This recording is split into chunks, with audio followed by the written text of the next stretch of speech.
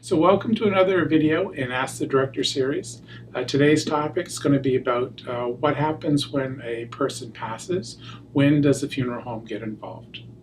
So there are three places that a person generally passes when the family is involved.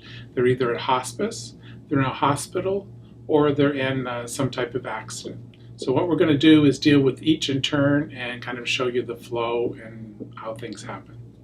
So let's first deal with hospice. There are two different paths that can be taken depending on where the deceased person passed while in hospice. So for the first path, if a person's under hospice care and they pass at home, what you do is you call hospice. Hospice will come to your location, pronounce the official time of death, clean the person up, and then hospice calls the funeral home. Now, many times the family wants to take some time with the loved one before we're called, and that's fine. Sometimes they're waiting for other family members to show up to see the deceased, before they're removed.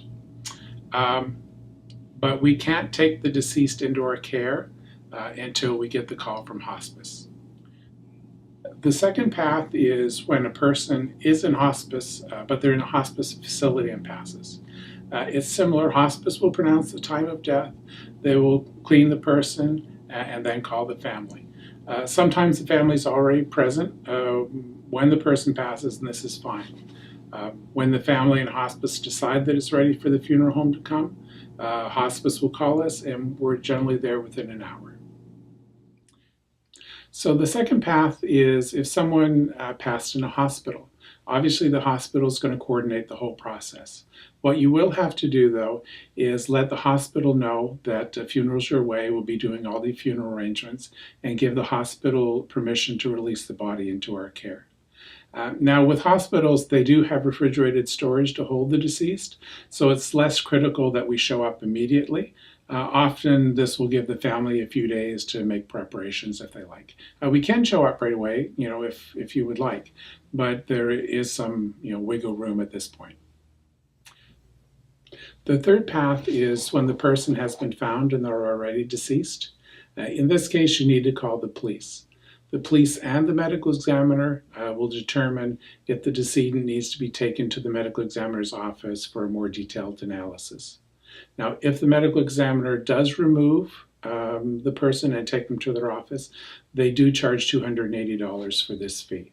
Usually what happens is the family just pays the funeral home directly, and then the medical examiner will bill us for their services. If the deceased doesn't need to be taken to the medical examiner's office, then the police will issue you a waiver number. And at that point, the funeral home can become involved and the funeral home can come, pick up the decedent. But we will need this waiver number to do that. So hopefully this information was informative to you and you know a little bit about more what happens when a person does pass. So please like this video and please watch other videos in the Ask the Director series.